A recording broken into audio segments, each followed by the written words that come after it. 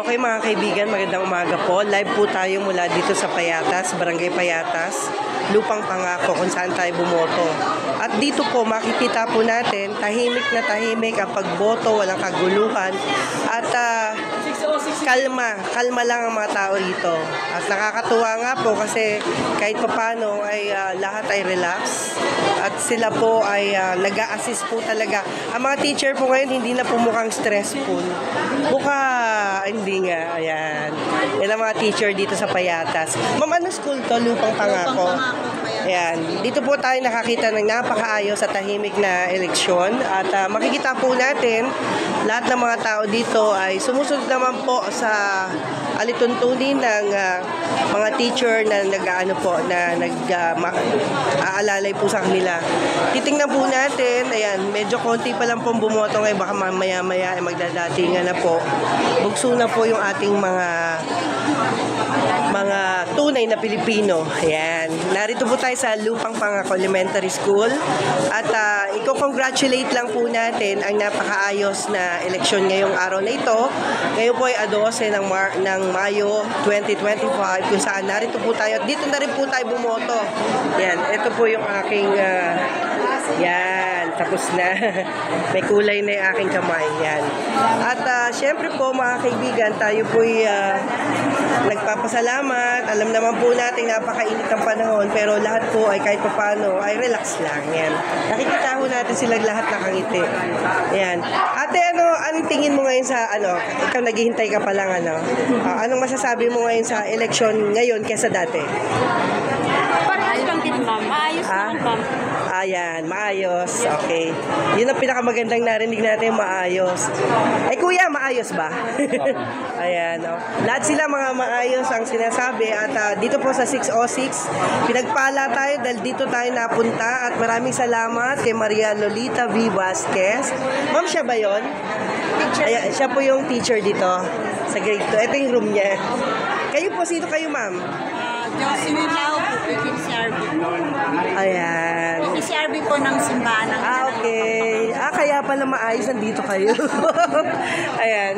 Ako po si Juvie de Guzman, DWIZ. Isa lang po kaming volunteer ng Okay. Kaya, sana hanggang mamaya ay okay pa kayo. Okay. Maraming salamat, mama. Ayan. Sila po yung mga talagang masigasig na umaalalay dito. Hello, ma'am. Bakit kayo nakangiti? Tapos na ba kayo bumoto? Nakausap pa ako ni ma'am. Pero tapos na kayo bumoto? Hindi pa. Kita nyo. Hindi pa sila na boto pero nakangiti na sila. So, ibig lang akong sabihin, relax lang. Walang walang takutan dito na nangyayari. Ayan. Thank you, ma'am, ha. Ayan. Ito ho yung mga kaganapan ngayon. At dito nakikita ho natin ang lahat na maayos naman po. At so nakikita ho natin, ako perfect yung aking binoto Wala akong pagkakamali. Para ho sa kalaman ng lahat, pag kayo po ay bumoto, wag lalagpas sa bilog. Kasi pag lumagpas sa bilog, hindi ho alam ng iba na hindi ho nabibilang yan. Kaya, at wag din kayong sosobra. Ayan, party list, isa lang. Isa lang. Huwag kayong magkakamali. Dahil pag lumagpas ho yung guhit sa bilog, ay hindi na ho yan tinatanggap na computer. Tuldok na pwede. Tama. Huwag lang lalagpas. Okay. Yan. So, alam nila. Tapos na ho kayo. Nakapila lang ho kayo. Okay. Yan. So, ito po yung ating mga botante. Ayan. Sila po yung naghihintay. At, of course, salamat sa lahat na naghihintay. Ayan. Tingnan, maayos po dito ang hello, ma'am. Okay. Sana makapanayam natin yung mga nakaboto na, no? Dalawa pa. Ayan. Okay. So, ito po yung mga tao. At, nandito po tayo sa Lupang Pangako Elementary School, dito ho mismo sa Payatas. Okay, tingnan ho natin ang kaganapan naman sa baba. Nasa second floor ho tayo ngayon. At ang kaganapan naman sa baba ay tingnan ho natin. Ayan. Ay, salamat sa Diyos at natapos na rin tayo makaboto. At perfect ang aking mga nilagdaan at lahat yun ay nasa confirmation, no? Na aking pagboto. Dapat lang talaga ay maingat tayong bumoto. 19, anong Ayan. 2013?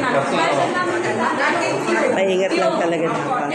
Okay, so ito ho yung mga mga nakaabang po para sa kanilang pagtawag sa boto. At of course, nagpapasalamat tayo dahil tahimik ho ang sitwasyon sa ngayon. Sa ngayon.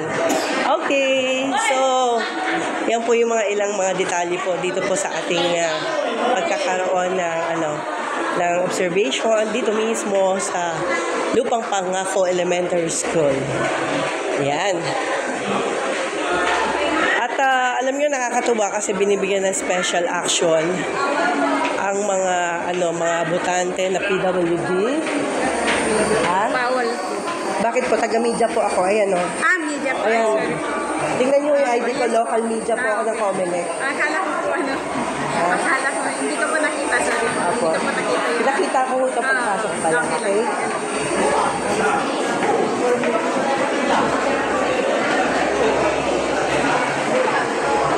So,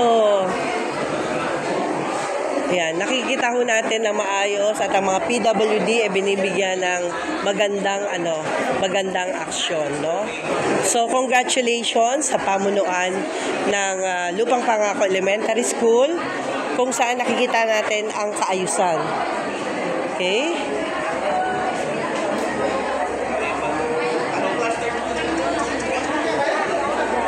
Yan. Kapag hindi na nila nakita yung kanilang mga pangalan, ay inaasistehan po sila mismo ng barangay para ho mapabilis ang kanilang mga paghahanap ng kanilang pangalan. Okay ka na? Ha? Ha? Binaba na. Binaba na.